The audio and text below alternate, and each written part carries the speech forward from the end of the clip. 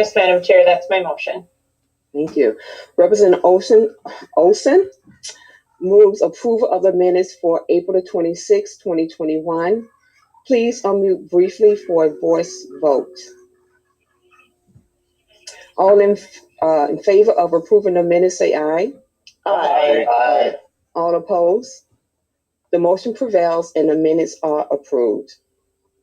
So members, we have one bill on our agenda this evening, which is House File 600. But before we take that up, we would need to amend the budget resolution in order to make sure that the bill is fully paid for in the next biennium.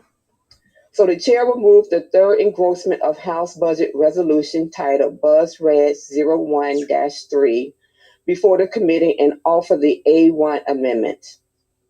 This amendment reduces the budget reserves target for the biennium by $23.235 million and increases total authorized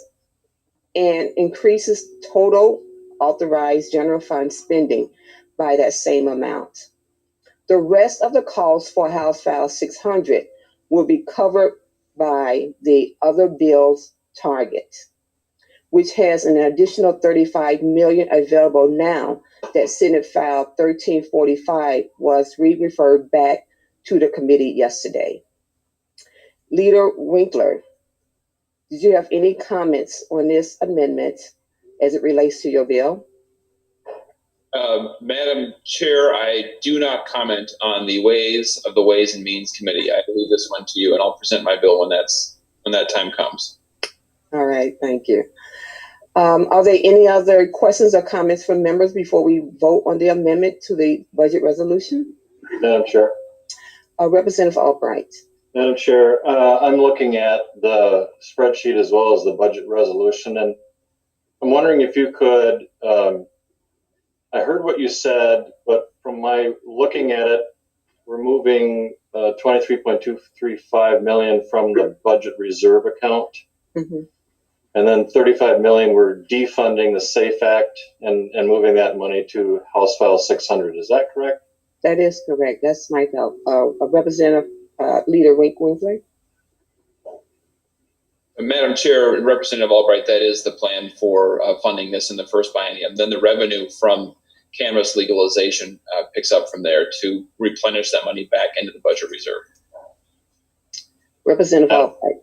Madam Chair, I've sat on Ways and Means for a number of terms now, and the first thing that I would pose to you is just from a position of definition, the budget reserve account, from my recollection in terms past, has been utilized only if necessary in terms of rainy day, or in other terms as when I was vice chair, when there was an anomaly that was experienced by the revenue received into MMB and the Treasury for the benefit of the state in terms of keeping the float, if you will, for the state fairly consistent.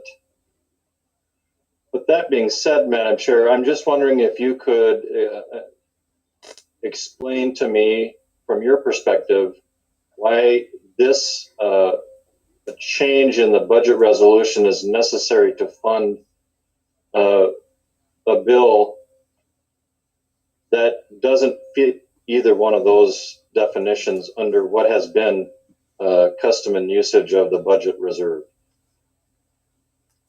Yes, Representative Albright. I understand and I do hear you that in the past, according to your tenure here in the legislature, that the budget resolution has not been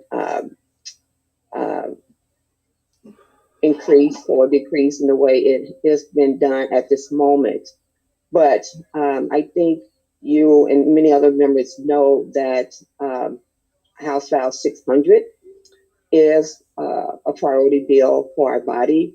And in order to move it through the body, this is a process that we have to go through at this moment to allow the funding to be there.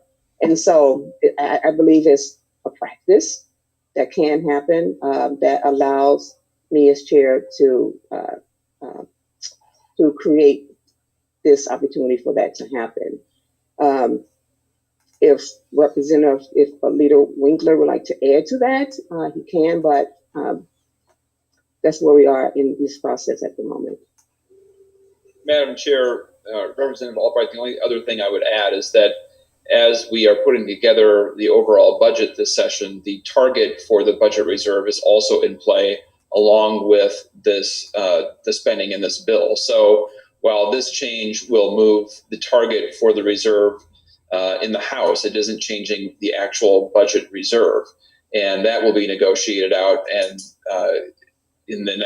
hopefully in the next 10 days or so. Representative Albright. Thank you, Madam Chair. Just a couple more questions, and they're more of clarification. So to Representative Winkler's perspective, then, we are changing the number on the budget reserve prior to having a global budgetary target agreement in place. So I just want to make sure that that is the understanding of the body as well.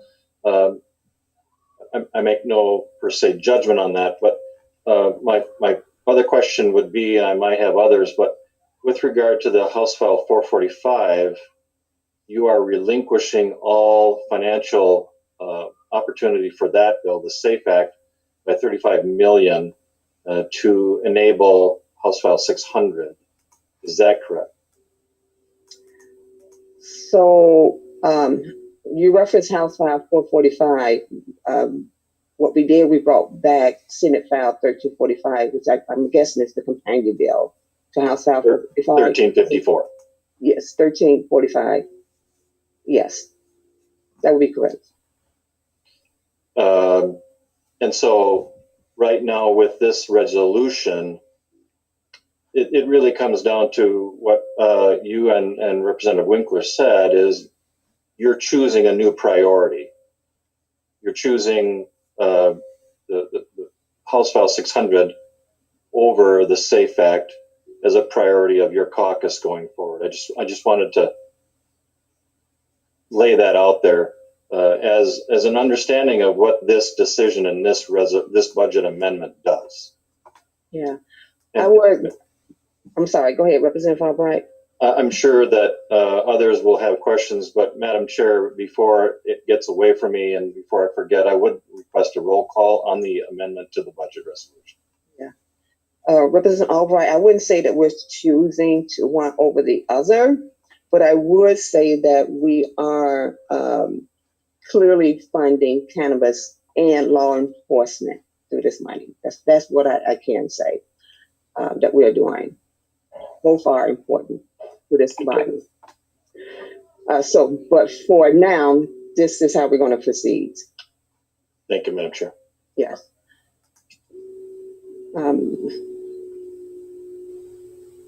So do we have members? Maybe I need to open this up so I can see if there's any other questions. I have some more hands here. Representative Garofalo.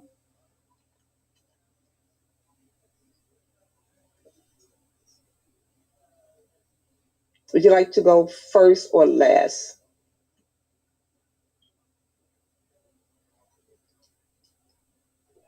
Madam Chair, sorry, I'm having problems with the microphone. So I'll go last, Madam Chair. Thank you. Okay, thank you. Representative O'Neill. Oh, Madam Chair, I just wanted to express my deep concern with this shift. So we are defunding the SAFE Act. The police officers have already been paid through their local municipalities, most likely, or the counties, whether it be city or county.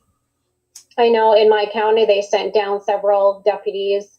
Many communities around Minneapolis and St. Paul sent down many deputies or police officers if they were from a city. And this, these officers have already been paid. Who is going to be short are cities and counties. So I don't really understand why we are defunding $35 million to refund our cities and our counties for responding to one of the most horrible, terrific, awful things that have ever happened to this state. I don't understand this. And then instead taking that money to fund legalizing marijuana. I don't understand what we're doing and why we're doing that. Is there some plan to replenish the $35 million, or is this just a priority saying it's not a priority? Because this is actually even a governor's priority. So I don't really understand what we're doing here and why we're taking $35 million away from our cities and our counties that responded in our time of need here in the state, and saying that's not a priority, but legalizing marijuana is, because that's what we are doing with this vote. That is exactly what we're doing. I don't understand why. I do not agree with it. I think that we need to treat not only our law enforcement with better respect, but our cities and counties that sent their officers during our time of need.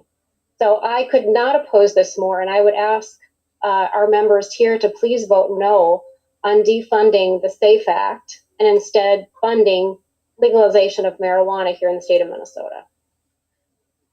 Representative O'Neill, I am really excited to hear that you are supportive of the SAFE Act and all other members who are supportive of the SAFE Act. I'm like elated that you guys are aligned with that as a priority, because that is a priority of the DFL. And, you know, we did pass separate funding for law enforcement with the deficiency bill the other week, and plenty of money in other omnibus bills. That is, this is not a if or, it is an and. And so, again, I'm just excited to know that you are supporting the SAFE Act. Representative Johnson.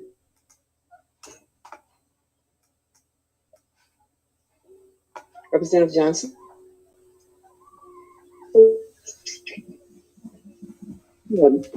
Chair Moran, a lot of concerns as well. I've had a number of communities, counties, and cities outside Hennepin County bill. The creation was spearheaded by the state, and maybe or a county, for the project that went down to help out with security issues.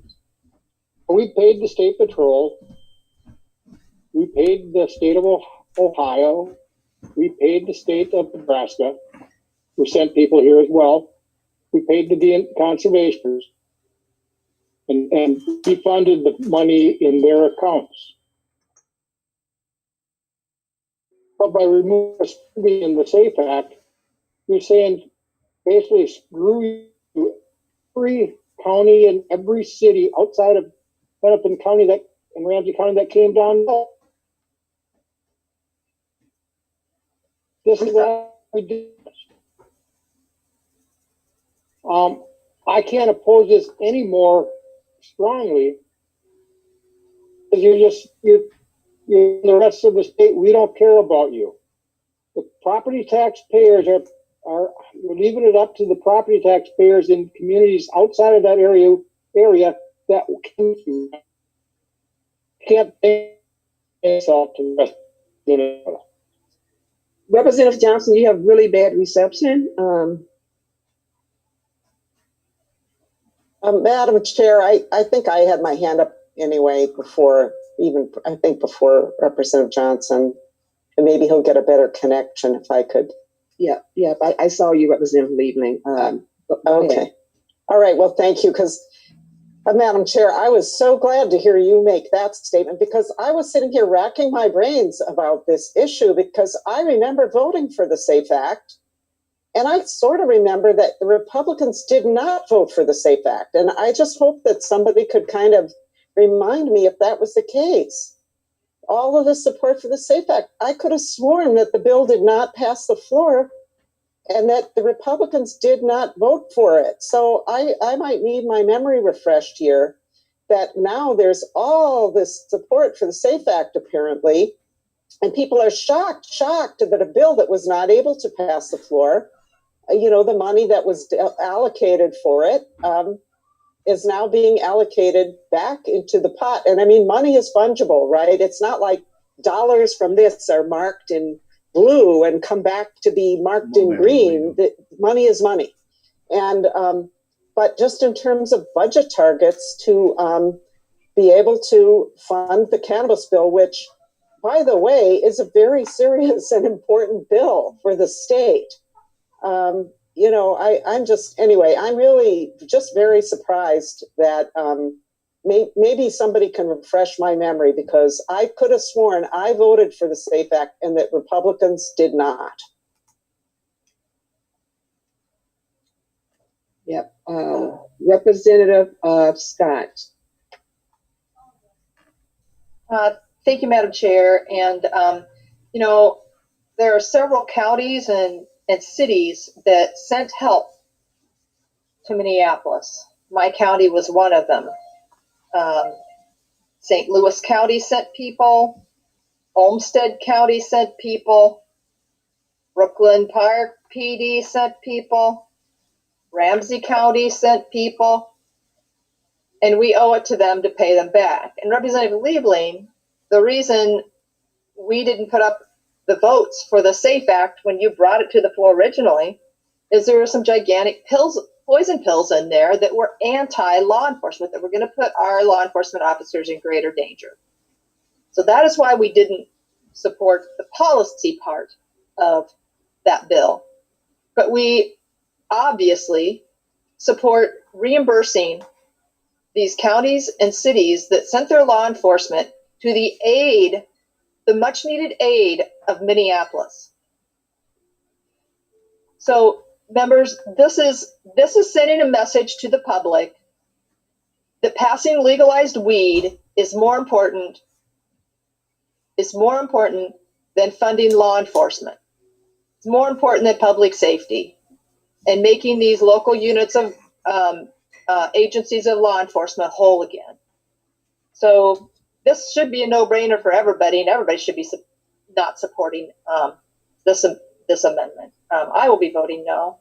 Thank you, Madam Chair. Yes, you're welcome, Representative Scott. Representative Albright.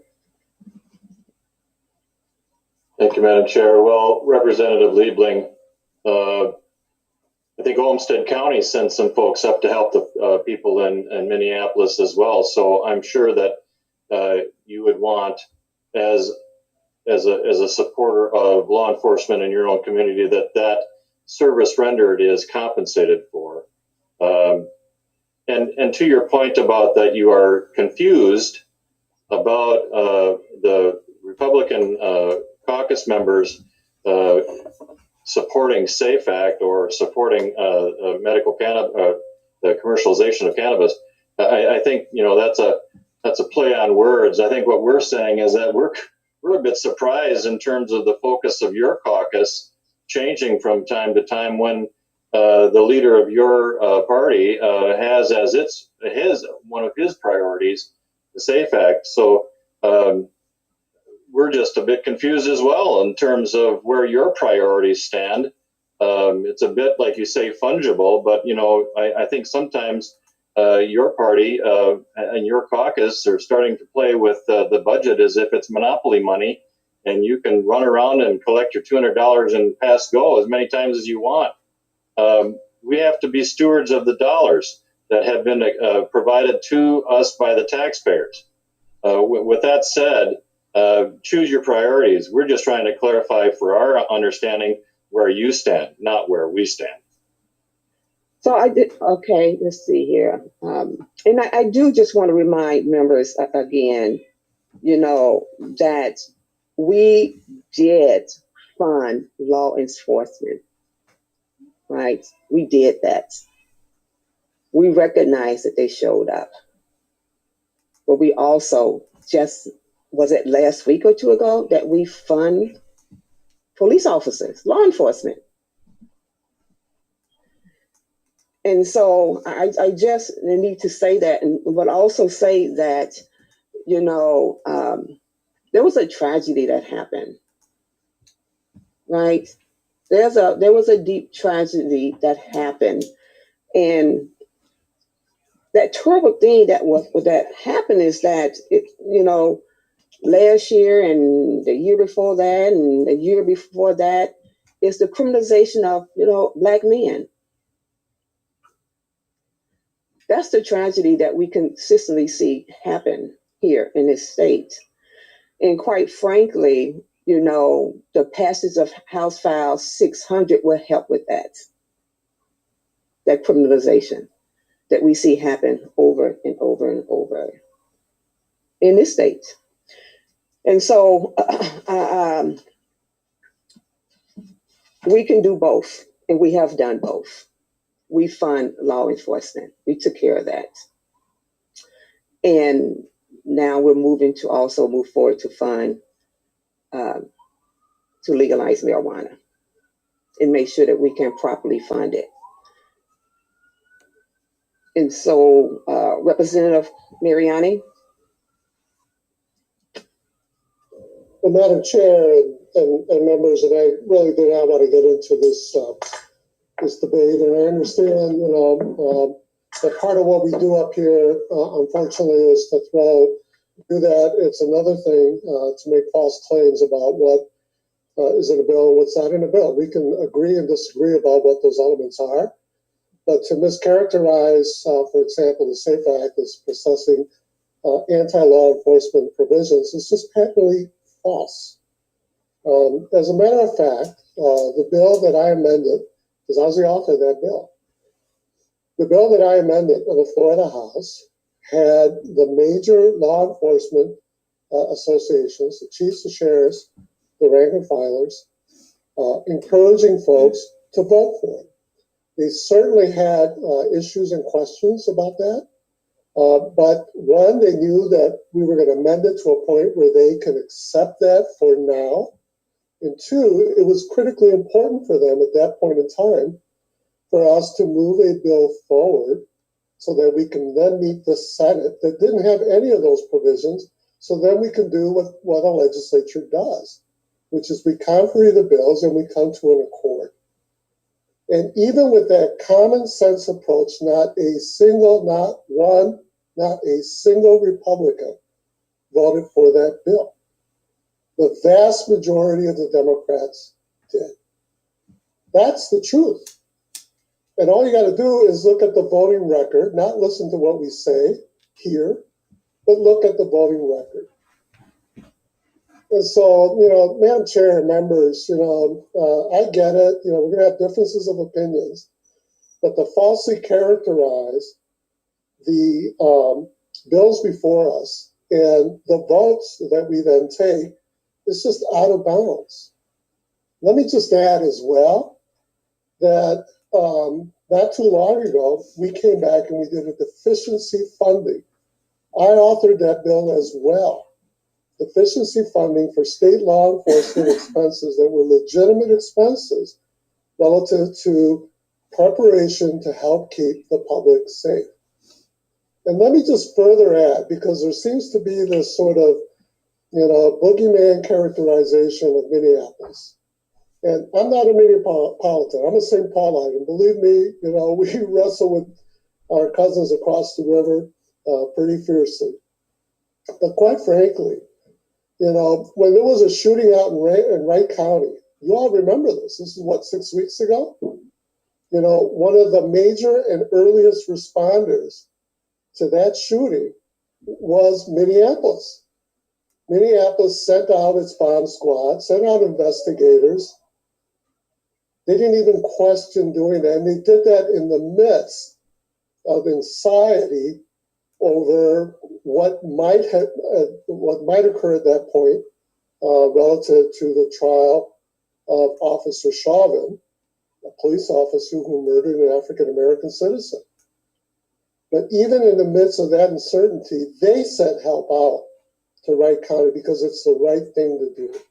And finally, members, right now I'm conferencing the public safety judiciary bill with the Senate. We have the omnibus bill.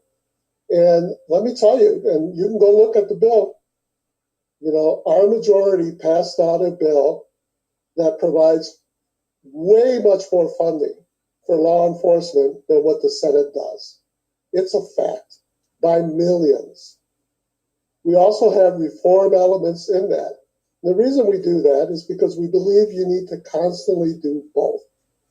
Our jobs, I would submit, is to constantly question and adjust our policy frames so that we can change systems so that we can better serve Minnesotans, better serve Minnesotans. That doesn't mean we tear apart law enforcement. It doesn't mean we tear apart anything else. It means we expect it to better serve. And at the same time, because we honor that work and we know it's critically important, we make sure that we properly resource it. So, Madam Chair, I seriously did not want to say a word during this hearing. It's Friday. I just had conference this morning. I just wanted to chill, listen to the debate on both sides, and then cast my votes. But I'm not going to stay quiet. Well, and I know it's game playing, but even in game playing, there are rules and there are bounds.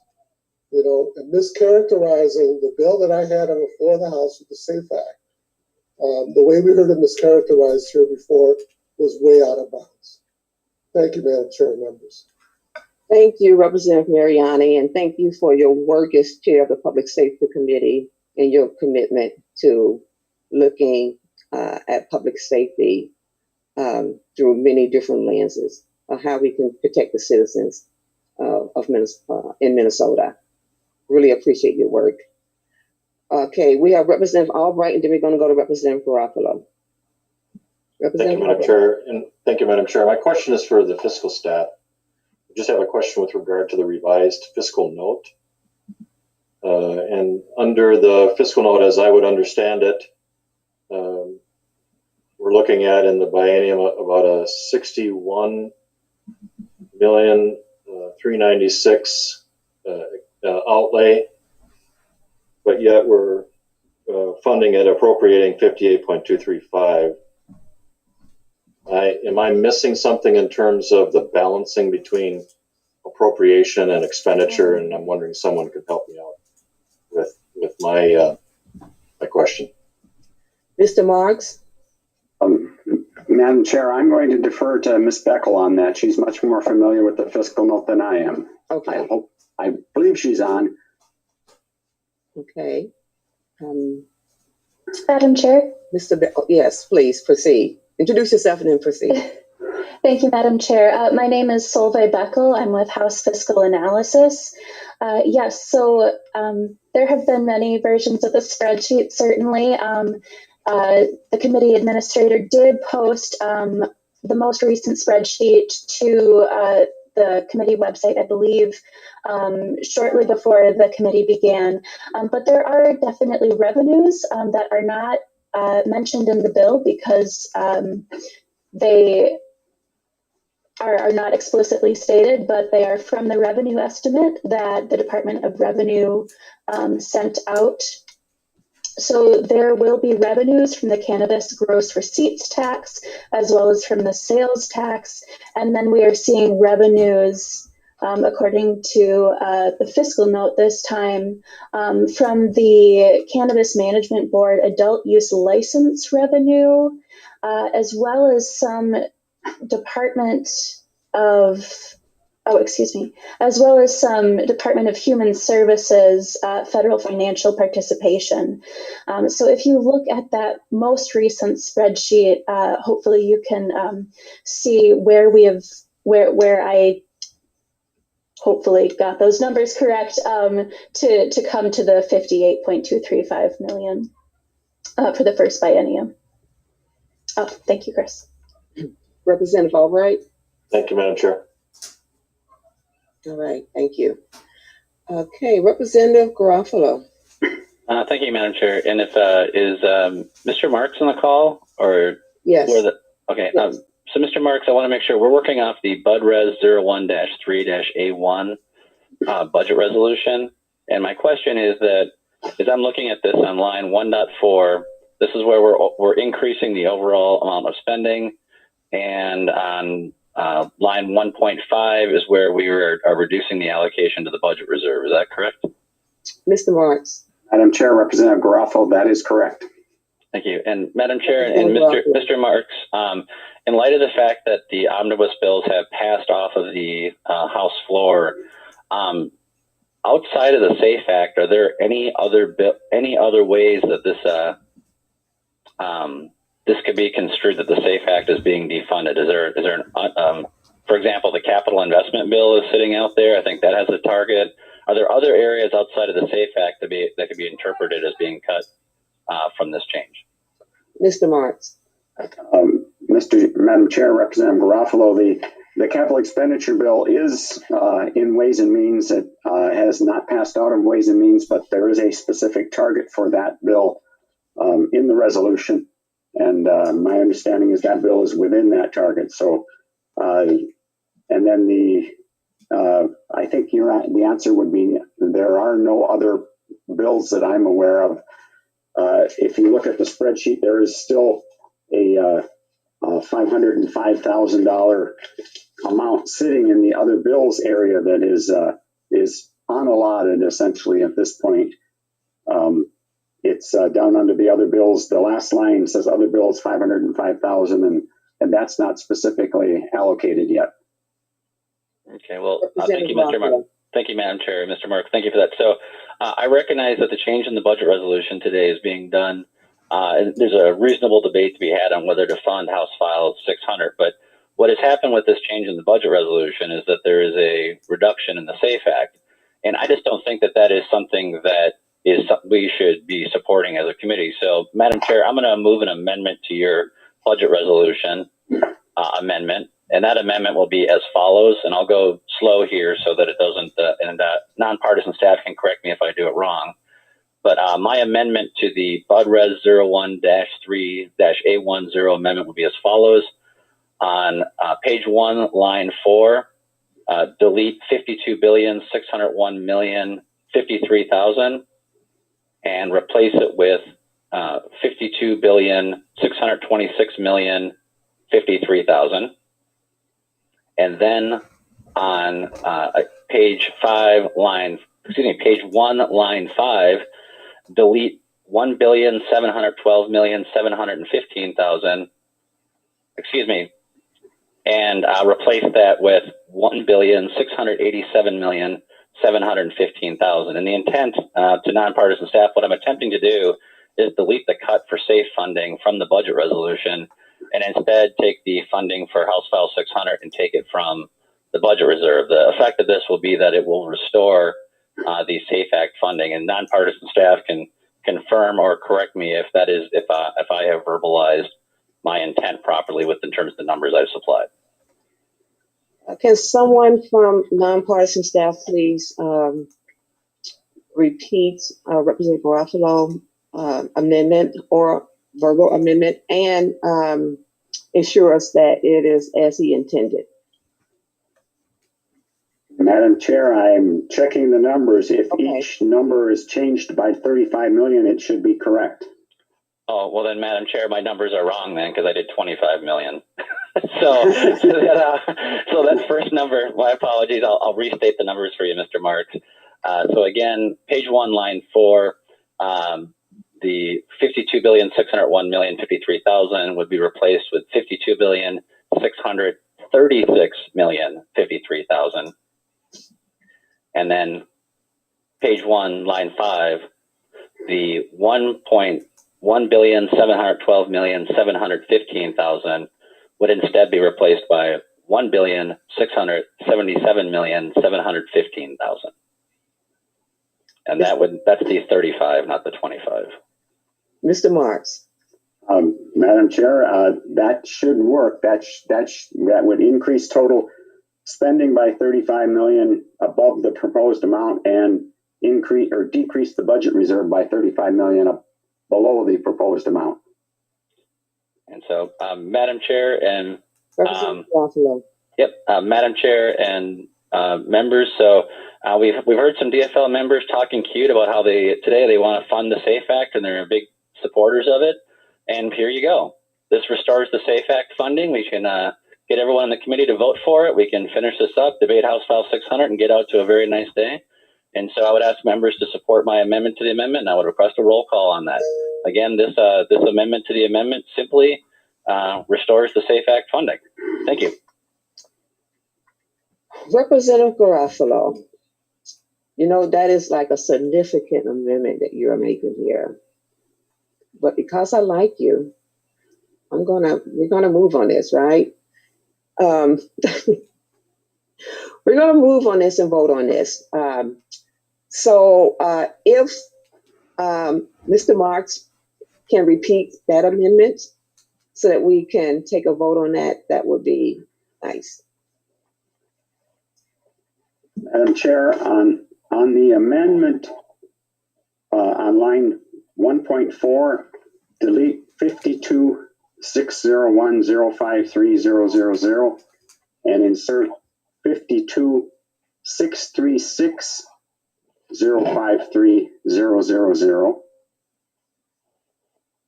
And on page 1, line 5, delete the 1,712,715,000 and insert 1,677,715,000.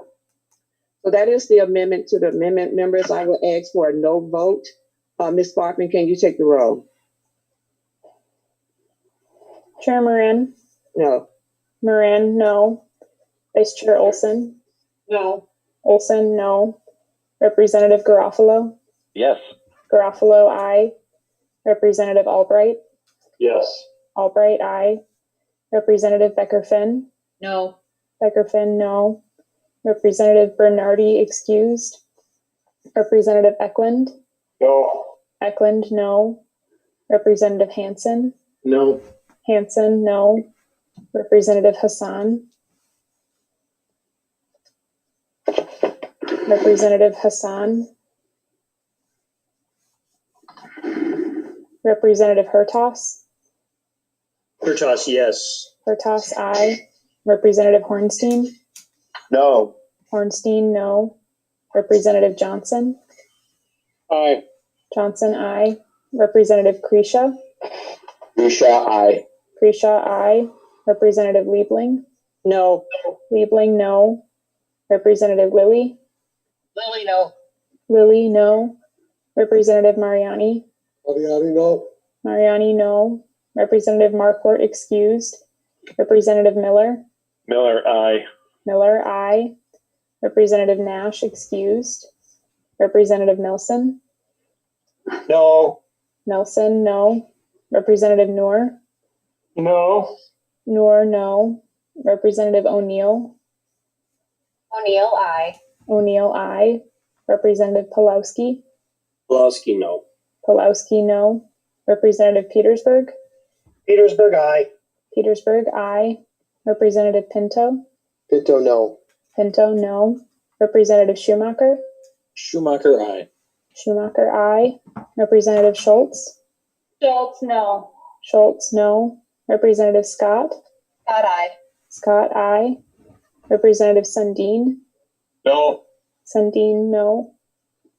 Representative Hassan, Hassan, no. Hassan, no. There are 10 ayes and 16 nays. There have been 10 ayes and 16 nays. The motion does not prevail. So with that, seeing no further, Representative Garofalo. Thank you, Madam Chair. Again, I recognize that we're going to be having a debate on House File 600 later, and there'll be a diversity of opinion on that. But what we were seeing is the DFL is deliberately targeting law enforcement funding to pay for that bill today. We just gave you a chance to use the budget resolution. There's plenty of resources available to fund both these items. And you guys specifically are targeting law enforcement funding for reductions. For that and other reasons, I'm urging members to vote no on this change. Thank you. And again, we have funded law enforcement through the deficiency bill. So there have been no further discussion. The chair renews her motion to adopt the A-01 amendment to the budget resolution. Madam Chair. Representative Albright. Thank you, Madam Chair. I did request a roll call. For the A1 amendment. Adoption of the amendment to the resolution.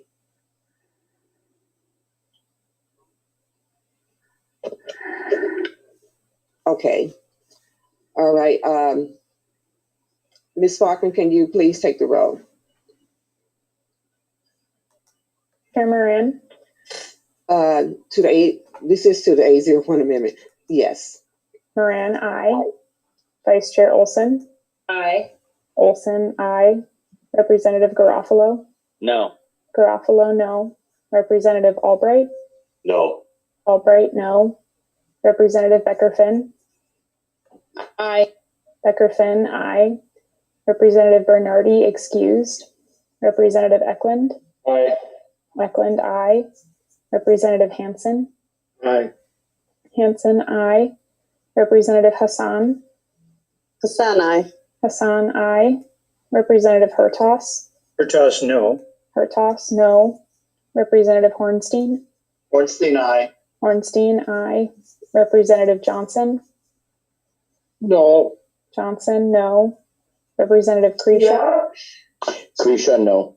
Kresha, no. Representative Liebling. Aye. Liebling, aye. Representative Lilly. Lily, aye. Lilly, aye. Representative Mariani.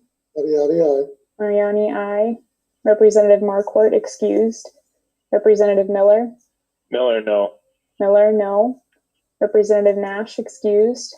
Representative Nelson. Aye. Nelson, aye. Representative Noor. No, aye. Noor, aye. Representative O'Neill.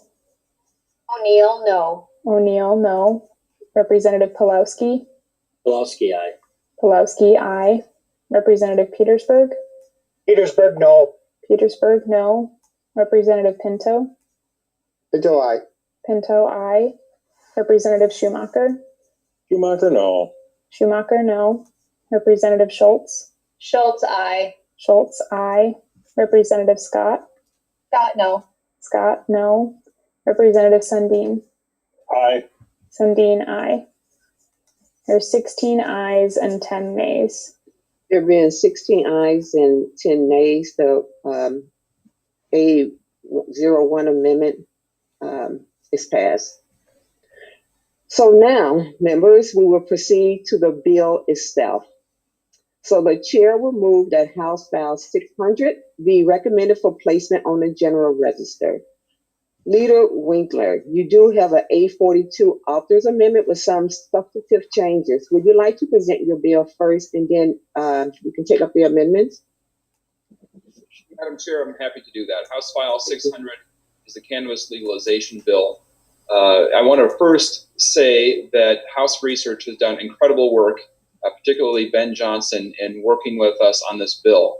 This is our 12th committee hearing, and in addition to drafting many substantive amendments, which we'll get to, and helping coordinate a major drafting and research effort, Mr. Johnson also penned a version of Johnny Cash's I've Been Everywhere for this bill, and I would be remiss if I didn't share his lyrics with you. It's I've been everywhere, man. I've been everywhere. I've been to commerce, labor, workforce development, agriculture, environment, rules and judiciary, state government, education, public safety, health committee, taxes, now and ways and means. We've been everywhere. Madam Speaker, members, this is an important bill.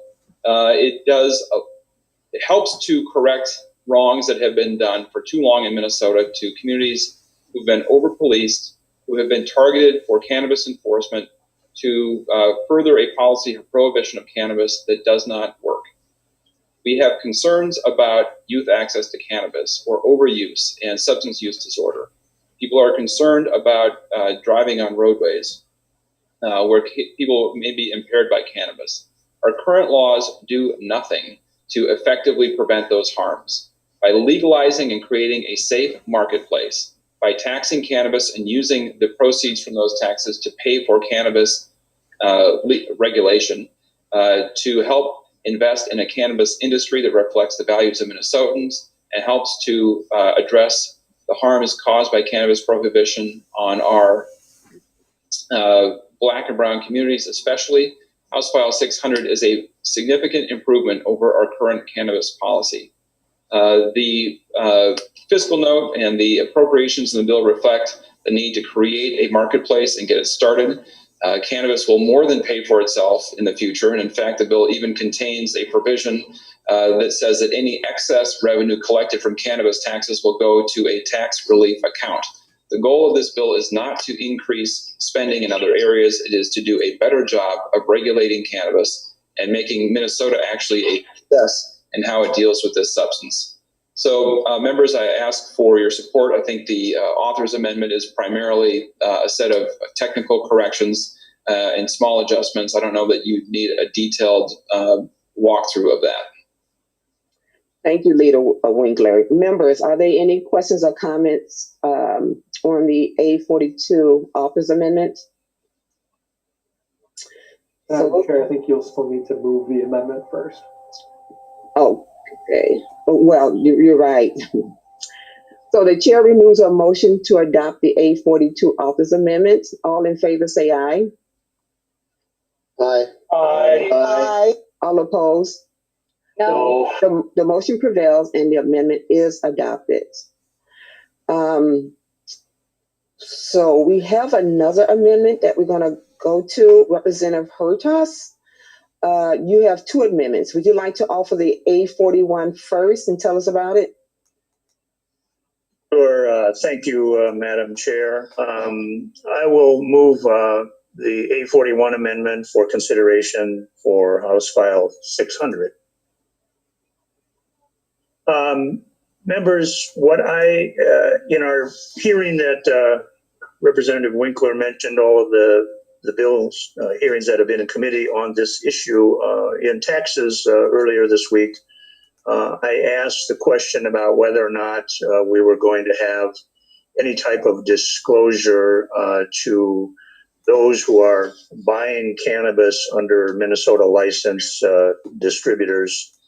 And I think it's really important that we're creating a new industry here that is being sanctioned by government.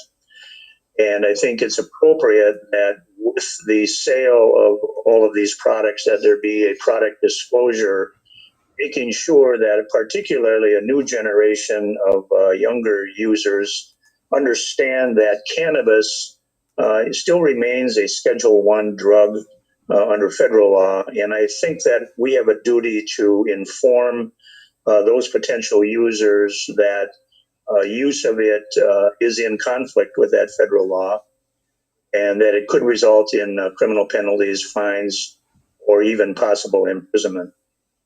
I would add, members, that we've become aware over the last many years of stories that we've heard in our committees about people going to college and getting degrees and making application and having to have background checks done, and finding that some of their conduct when they were younger has come to surface and denies them the ability to gain employment or have gainful employment in their preferred area of practice. I recall, not related to cannabis, but just as an example, I recall a few years back, Representative Moline had a young lady who was doing a press conference when the governor was signing a bill about her ability to some things she had done when she was young and a teenager. She was trying to get a job, and they did a background check on her and found out that some of these violations precluded her from getting employment. And I'm aware that particularly with those types of occupations, particularly in the health industry, and especially if it would be a federal job like working at a VA or those who are certain individuals, not nurses alone, but PAs and other practitioners who have access to controlled substances, the background is checked very frequently on that. So if somebody is thinking it's okay to use cannabis and there be no consequences, and especially if they're pursuing a career and are not yet have a station in life where they're earning a living, they should be made aware of this conflict. And lastly, I'll just close. Even though it's legal in Minnesota, I wouldn't want young people to have possession legal limits or quantities in their possession and then unknowingly drive across state lines or get picked up in another state, so where they don't have the protection. So I think this is a good idea, and I did give Representative Winkler advance notice on this amendment, and I hope he would view it as a friendly amendment. Thank you. Thank you, Representative Tice. Representative Winkler. Madam Chair, Representative Hertaus, I think I'm going to go 500 with you today. The second amendment that you're offering, I do intend to accept. This one, I like the general direction that you're going in. I think the language might be just a little bit over the top. But if you wanted to work with me on a floor amendment that narrowed it down a little bit, I'd be open to that. So first of all, I want to dispel the notion. Yes, there are federal violations. It is a Schedule 1. But in states that have legalized cannabis, the federal government does not enforce federal criminal penalties. That's been a policy that has cut across administration. So there is a theoretical problem. In part, there could be a situation in the future in which somebody had a federal conviction of some kind. And I don't want to overstate the danger. And I think this language overstates it somewhat. And I also don't want to create the perception that we're not addressing things like expungement of records, which we are in this bill. So anybody with a current conviction for a misdemeanor, a gross misdemeanor, or a petty misdemeanor could have those convictions automatically expunged, and they would not appear in a background check in the future. So I don't want to create a mixed message that somehow this is exposing you to more legal liability than you are. And so I am willing to work with you on some kind of warning. I just think this one the language here is a little bit too much. And I'd ask members to not support this amendment. But I do want to tell you, Representative Hertaus, that I will accept your next one. Representative Hertaus renews his motion. Madam Chair. Would like to respond, Representative Hertaus. Yeah, thank you. And, my emphasis on this is particularly across state lines, and that people understand that you don't have the protections if you have possession in your vehicle. And so I think this is an important amendment, and thank you, Representative Winkler. I'll continue working with you, but Madam Chair, I'd like to roll call this amendment. Okay. There being no further discussion? No further discussion on my part. Thank you. Representative Hertaus renews his motion to adopt the A41 amendment. Ms. Sparkman, please take the roll. Chair Moran? No. Moran, no. Representative Olson? No. Olson, no. Representative Garofalo? Pass. Garofalo, pass. Representative Albright? Aye. Albright, aye. Representative Becker-Finn? No. Becker-Finn, no. Representative Bernardi, excused. Representative Eklund? No. Eklund, no. Representative Hansen? No. Hansen, no. Representative Hassan? No. Hassan, no. Representative Hertaus? Yes. Hertaus, aye. Representative Hornstein? No. Hornstein, no. Representative Johnson? Aye. Johnson, aye. Representative Kresha? Kresha, aye. Kresha, aye. Representative Liebling? No. Liebling, no. Representative Lilly? Lily, no. Lilly, no. Representative Mariani? Mariani, no. Mariani, no. Representative Markwart, excused. Representative Miller? Miller, aye. Miller, aye. Representative Nash, excused. Representative Nelson? No. Nelson, no. Representative Noor? No. Noor, no. Representative O'Neill? O'Neill, aye. O'Neill, aye. Representative Pulowski? Pulowski, no. Pulowski, no. Representative Petersburg? Petersburg, aye. Petersburg, aye. Representative Pinto? Pinto, no. Pinto, no. Representative Schumacher? Schumacher, aye. Schumacher, aye. Representative Schultz? Schultz, no. Schultz, no. Representative Scott? Aye. Scott, aye. Representative Sundin? No. Sundin, no. There are 9 ayes and 16 nays. There being 9 ayes and 16 nays, the motion does not prevail and the amendment is not adopted. Representative Hertaus, would you like to offer the A43 amendment and tell us about it? Thank you, Madam Chair. The 843 amendment, I would like to move that for consideration in House File 600. Madam Chair and members, on the same notion and order of disclosure, What this amendment does is basically require some labeling or packaging requirements with whatever is being sold under Minnesota licensed cannabis distributors or retailers. Basically would have a dosing information about what maximum dose, quantity, or consumption that would be considered medically safe within a 24-hour period. And that pretty much is it. All right, Leader Winkler, do you have any comments on the amendment?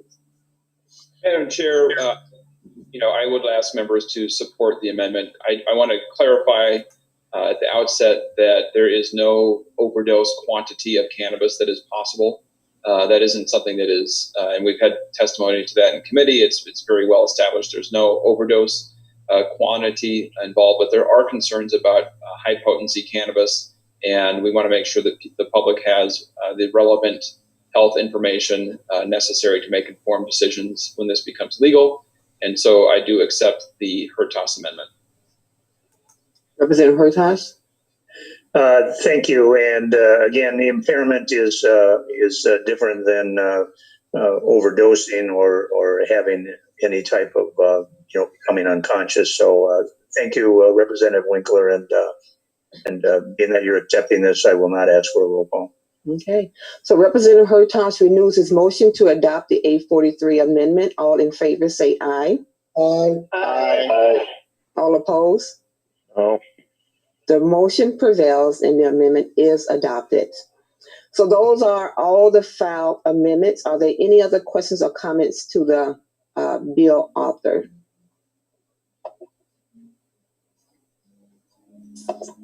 Okay.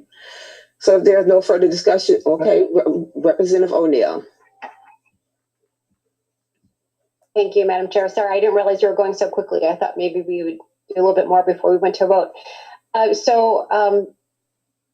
Chair I guess I can call you Chair Winkler, right? So when I'm looking at your amendment that we adopted, I'm realizing that you've now added funds and appropriations to the Office of Higher Ed and a couple other places like DEED and Dolly having to do with dual training. Now, you didn't come to higher ed. So I'm wondering, what is I realize you've been through 12 committees, but now you've just added in yet another, which is higher ed. Is your intention now to go to higher ed since you've now amended them into the bill? Representative Winkler.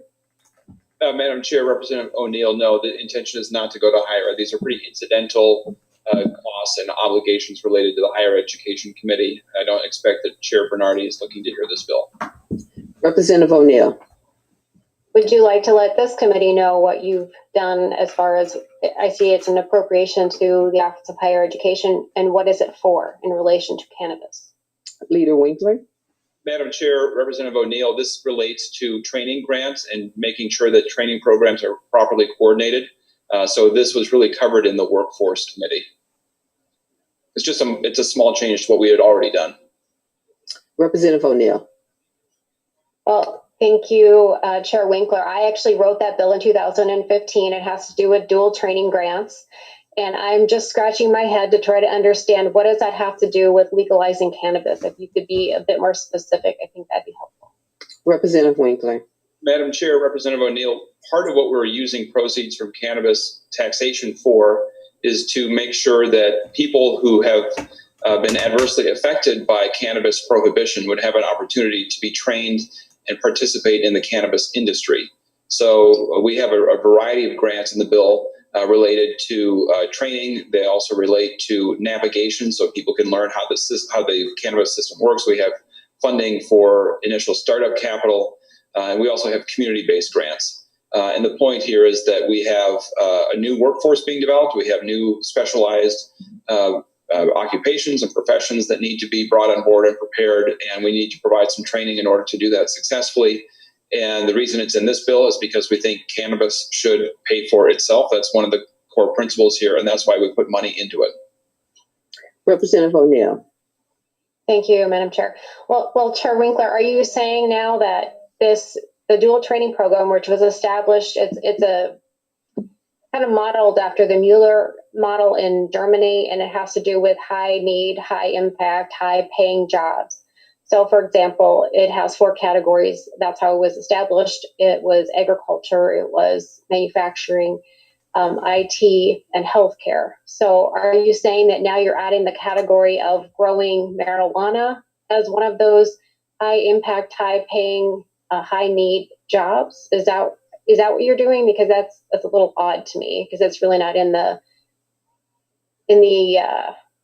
mission statement of the pipeline project and the dual training program. Is that what I understand you to be saying?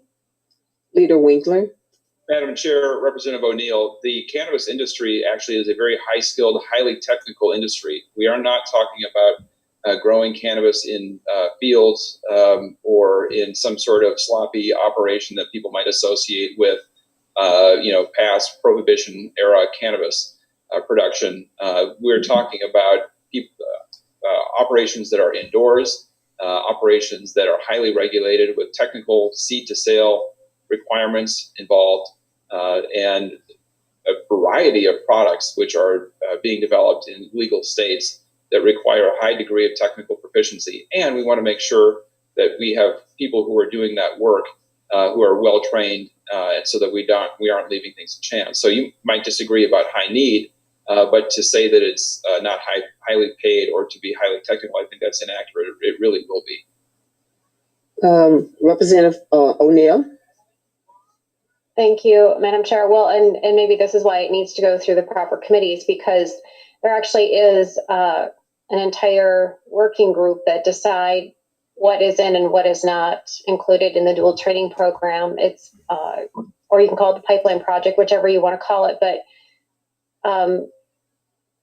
it's really outside of how this entire program was set up. It's something that I worked with Senator Bonoff when she was here, and it's carried on and been very, very successful. So I find it odd that you're not even coming to the Higher Ed Committee where that appropriation goes through. And so I just find this a little bit strange, since you've added this into the amendment, or you added this as an amendment here in Ways and Means.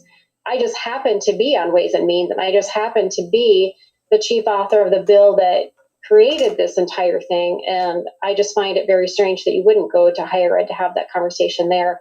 Now that it's not just giving an appropriation so that additional grants can be given for dual training, but you're actually changing the parameters that were set in law in 2015 and are actually overseen by an entire group of those that are trying to professionalize different industries that currently don't have that level of professionalism. So it's a lot more complicated, Chair Winkler, than just simply giving them an appropriation. So I have concerns, and I would ask that you would take a trip over to Higher Ed and we can talk about it a little bit more there. Chair Moran had to step away for a second, so I'm going to take over here. So Representative Winkler, did you have any comment before we go to the next person on the list? Madam Chair, Representative O'Neill, I just want to be clear that this has been in the bill from the beginning. We did work on it in the Labor and Workforce Committee. We've worked on it with Dolly and Oki. And so it really changed fundamentally what was in the bill before. And Chair Bernardi has not asked to see the bill. Representative Scott. Thank you, Madam Chair and Leader Winkler. I know that you said that the bill has been everywhere. It obviously hasn't been. And one of my concerns is that it never made a stop in transportation. And I know that transportation and public safety, when it comes to this, in my opinion, sort of overlap. And but we know that there is no roadside test for people that are driving on our roads that are under the influence of weed. So that's a concern I have. But I also had a question regarding your bill. Is there anything in the bill that addresses and protects people that want to consume legalized cannabis, but also want to continue to have their civil rights in regard to owning their firearm stay intact? Is there anything in your bill that addresses people's Second Amendment rights? Representative Winkler. Madam Chair, Representative Scott, at the present time, there is not. This is something that has been brought up occasionally as we've gone through this committee stops and all the work that went into the issue before. But at the present time, I don't have anything in the bill that addresses that. Is in general, in Minnesota, cannabis will be a legal substance. It will not be a felony. It will not be a gross misdemeanor to possess or carry unless you're doing so outside of the legal regulated marketplace. And so for Minnesota purposes, you don't run into that issue. I think the question is on the federal side and how that would work at the state level. And I am and remain open to addressing that issue if we can do so in a way that does not interfere with our ability to make the changes that we need to make in terms of criminal penalties in this bill. Representative Scott. Thank you, Madam Chair. Representative Winkler, you're a lawyer. What trumps what? If someone is, stopped, let's just say that they're caught using weed or in possession of weed, and they have their firearm with them. What would happen? Since there's nothing in this bill to address it, hypothetically, what would happen to that person? Would they be arrested? Their firearm taken away from them? What would happen? If you know. Representative Winkler. Madam Chair, Representative Scott, if a person is legally possessing cannabis and legally possessing a firearm, nothing would happen to them. Representative Scott. All right. Well, I hope that's accurate. Since we do still have that conflict with federal law. So, Madam Chair, thank you for allowing me to ask a couple questions. Thank you. And I see Representative Garofalo, I assume you want to go last, so I'll go to Representative Petersburg next, unless you had something before then. Thank you, Madam Chair. I just gotten some comment from our fiscal people, and Andy Lee, I kind of follow transportation issues, and he indicated on page 114 that there is 4.8 million out of trunk highway cost and 10 new FTEs from State Patrol that I don't think was involved in our original targets and so forth for transportation. So is that something that you could clarify that is actually coming out of trunk highway costs? Representative Winkler. Madam Chair, Representative Petersburg, yeah, I mean, the fiscal note is the fiscal note produced by the Department of Public Safety, and those costs for the State Patrol have been pulled from the Trunk Highway Fund in that line that you described. We did cover all of the roadway safety issues in the Public Safety Committee, and I'm not aware that Representative Hornstein has asked to see this bill. Representative Petersburg. Thank you. My bigger concern is just the cost and how we only got a small target for transportation to begin with. Actually, this close to $5 million is about 1/8 of our target. So it's a significant piece until we get additional new joint targets. But it's just concerning to me that all of a sudden we're pulling money out of transportation for this as well. So it's just something that I think we were unaware of until now. Thank you. Yeah, and I see that Chair Hornstein has unmuted, and perhaps he wants to address the Trunk Highway Fund. And Chair Hornstein. Thank you, Madam Chair. And the issue with the target is applies to the general fund. This is, as Leader Winkler mentioned and Representative Petersburg referred to, this is from the Trunk Highway Fund. So there is no general fund impact to this bill. Representative Petersburg. Well, all I would say is whatever's taken out of the Trunk Highway Fund has to be replaced by something. And so it's going to come from somewhere. Otherwise, we're just out those money dollars. So it may not be direct connection, but there is certainly indirect connection. Thank you. Representative Garofalo, I believe you are the last hand up.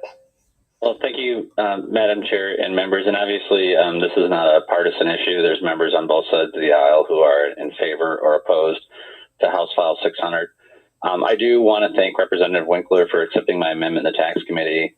that made sure that any additional proceeds that would be collected from this would be dedicated to tax relief and fee relief with a focus on lower and middle income taxpayers and fee payers. I think that's a really critical component, is that people understand that as we re-regulate and change the regulations around cannabis, that the focus is not on growing government, and that in fact, this would reduce the amount of taxes that government is compelling people to pay, and it would be financed by taxes that people are choosing to pay. So I'll be voting in favor of this again. I think there's a diversity of opinion on both sides of the aisle on this. I'll be voting in favor of this today. That should not be construed that I'm going to vote for it on the House floor, but it is a commitment to work with you, Representative Winkler, and see if we can make this bill into a format that I can vote for. But I'll be voting yes today, and thank members. Thank you. I don't see any further discussion here, so I'll go to Leader Winkler for final words here before we go to our vote. Thank you, Madam Chair. Thank you, members. I appreciate the conversation, the time taken at the end of a long week.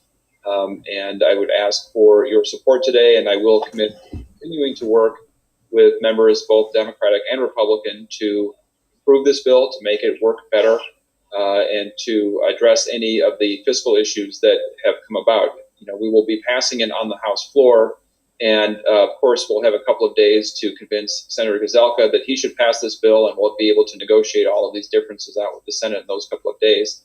If that should not happen, we can continue to examine some of the fiscal issues in the bill and make sure that this fiscal notice is handled correctly. And so, members, I think this is ready to go on the House floor, and I ask for your support.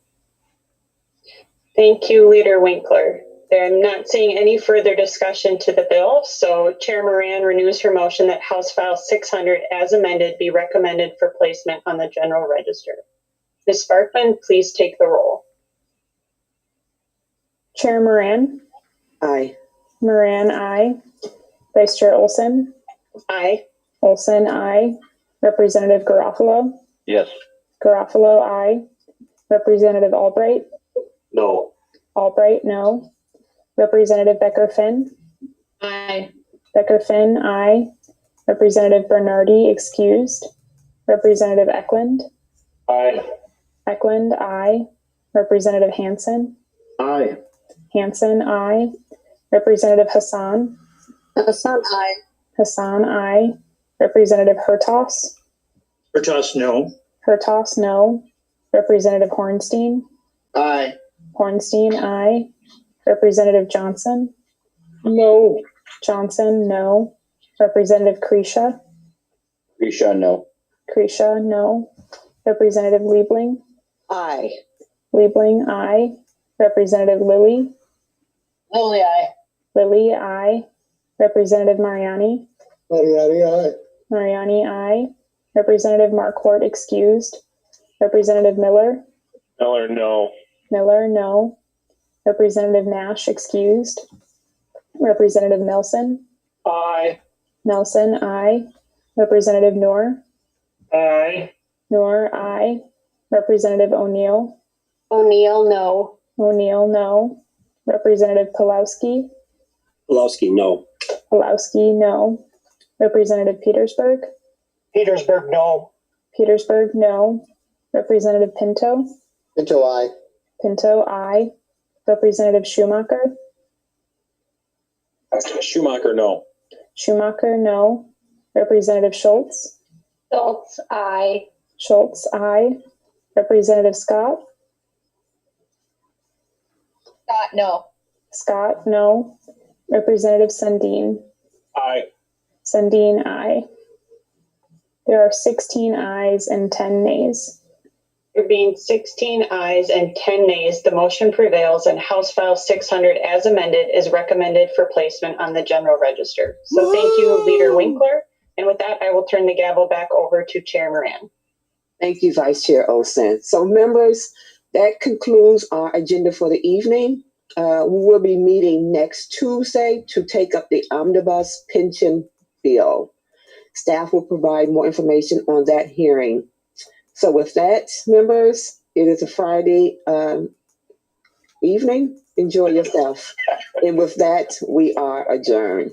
Bye-bye.